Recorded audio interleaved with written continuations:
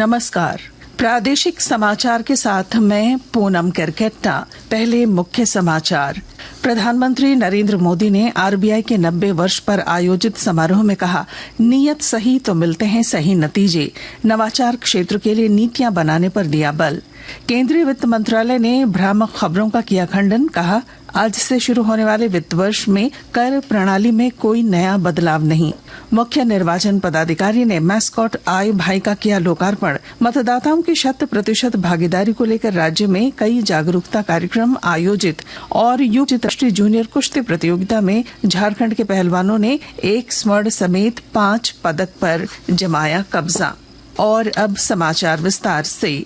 प्रधानमंत्री नरेंद्र मोदी ने आज कहा कि भारत को अगले 10 वर्षों में आर्थिक रूप से आत्मनिर्भर बनाने की जरूरत है, ताकि देश पर वैश्विक कारकों का ज्यादा प्रभाव न पड़े।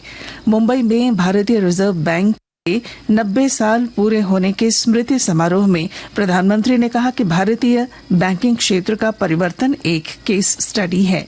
उन्होंने कहा, पिछले दशक में उनकी सरकार और आरबीआई द्वारा उठाए गए कदमों के कारण बैंकिंग क्षेत्र लाभदायक हो गया है और ऋण वृद्धि बढ़ रही है। उन्होंने कहा, आरबीआई दुनिया में अपनी व्यावसायिकता और प्रतिबद्धता के लिए जाना जाता है। उन्होंने कहा कि नीयत सही हो तो नतीजे सही मिलते हैं। आरबीआई ने अपने 90 इयर्स पूरे किए हैं। आज पूरी दुनिया में आरबीआई की पहचान उसके प्रोफेशनलिज्म और कमिटमेंट की वजह से बनी है। आज आप जो नीतियां बनाएंगे उनसे आरबीआई के अगले दशक की दिशा तय होगी। ये दशक उसके शताब्दी वर्ष तक ले जाने वाला दशक है और ये दशक विकसित भारत की संकल्प यात्रा के लिए भी उतना ही अहम है। आरबीआई को तेज ग्रोथ को सर्वोच्च प्राथमिकता देते हुए ट्रस्ट और स्टेबिलिटी पर भी उतना ही फोकस करना है।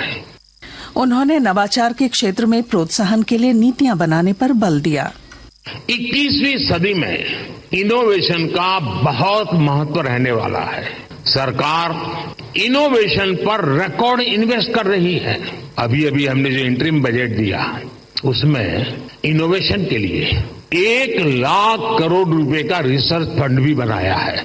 कटिंग एज टेक्नोलॉजी पर जो प्रपोजल आएंगे, जो लोग इस क्षेत्र में काम करना चाहते हैं, हम उनके लिए कैसे प्रिपेयर हो ये सोचना बहुत आवश्यक है। और आरबीआई को अभी से सोचना चाहिए कि वो कैसे उनकी मदद करेगा।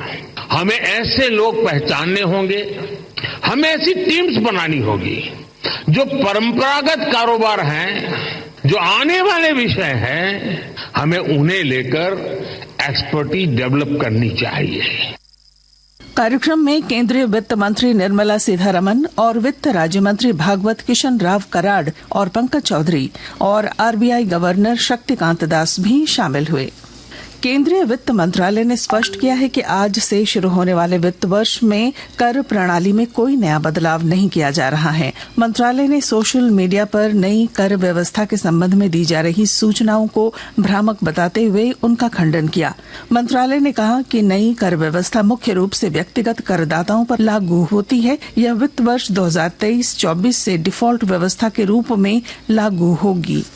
सुप्रीम कोर्ट में आज राज्य के पूर्व मुख्यमंत्री हेमंत सोरेन की एसएलपी पर सुनवाई होगी। विधानसभा सत्र में शामिल होने की अनुमति देने से इनकार करने के हाई कोर्ट के फैसले को हेमंत सोरेन ने सुप्रीम कोर्ट में चुनौती दी है, जिसकी सुनवाई के लिए मामला जस्टिस सूर्यकांत द्विवेदी और जस्टिस केवी विश्वनाथन की अदालत में सूचीबद्ध किया गया है।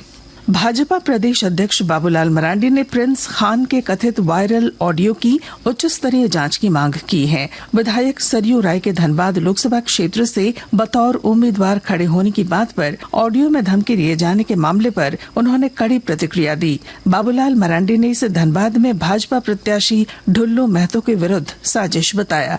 श्री मरांडी कल सरायकेला में जिला कार्यालय में आयोजित भाजपा कार्यकर्ता बैठक में शामिल होने पहुंचे थे। मौके पर उनके साथ सांसद गीता कोड़ा, पूर्व मुख्यमंत्री मधु कोड़ा भी मौजूद थे। पत्रकारों के साथ वार्ता के दौरान बाबूलाल मरांडी ने ये बातें कही। हजारीबाग संसदीय निर्वाचन क्षेत्र अंतर्गत रामगढ़ जिले में आगामी लोकसभा चुनाव संबंधी सभी आवश्यक तैयारियां पूरी की जा रही हैं। इसे लेकर विभिन्न कोषांगों का गठन कर उन्हें क्रियाशील कर दिया गया है। विस्तृत ब्यौरा दे रहे हैं हमारे संवाददाता। हजारीबाग संसदीय निर्वाचन क्षेत्र अंतर्गत रामगढ़ जिले में आगामी लोकसभा चुनाव संबंधी सभी आवश्यक तैयारियां पूरी की जा रही हैं। इसे लेकर विभिन्न कोषांगों का गठन कर उन्हें क्रियाशील कर दिया गया है। जिले में स्वतंत्र, स्वच्छ, निष्पक्ष एवं शांतिपूर्ण मतदान को लेकर चुनाव कार्य में लगाए गए सभी कर्मियों एवं पदाधिकारियों का चरणबद्ध प्रशिक्षण जारी है। रामगढ़ जिले में 100% मतदान सुनिश्चित करने के मद्देनजर जिला निर्वाचन पदाधिकारी सह उपायुक्त चंदन कुमार के द्वारा मतदाता जागरूकता कोषांग को विभिन्न प्रतियोगिताओं, कार्यक्रमों आदि का आयोजन कर अधिक से अधिक मतदाताओं को मतदान के प्रति जागरूक करने का निर्देश दिया गया है। कौशल किशोर तिवारी, आकाशवाणी समाचार, रामगढ़। आकाशवाणी के ताजा तरीन समाचारों के लिए आप हमारी वेबसाइट news.air.gov.in पर लॉग ऑन कर सकते हैं। ताजा समाचार X handle @AIR news alerts और Facebook page All India Radio news पर भी उपलब्ध है। आप प्रादेशिक समाचार एकांश के एक्स हैंडल @AIR news_रांची और फेसबुक, इंस्टाग्राम पेज तथा YouTube channel AIR news Ranchi पर भी हमारे बुलेटिन सुन सकते हैं। प्रादेशिक समाचार आप आकाशवाणी रांची से सुन रहे हैं। राज्य के मुख्य निर्वाचन पदाधिकारी के रवि कुमार ने आज इलेक्शन मैस्कॉट आई भाई का लोकार्पण किया। रांची स्थित निर्वाचन सदन में आयोजित कार्यक्रम में लोकसभा चुनाव को लेकर मतदाताओं को जागरूक करने के उद्देश्य से अन्य प्रसार सामग्रियों का भी लोकार्पण किया गया। कुछ संक्षिप्त खबरें। पलामू में पुलिस ने देसी कट्टा के साथ 2 युवकों को गिरफ्तार किया है। वाहन जांच अभियान के दौरान पुलिस को यह सफलता मिली।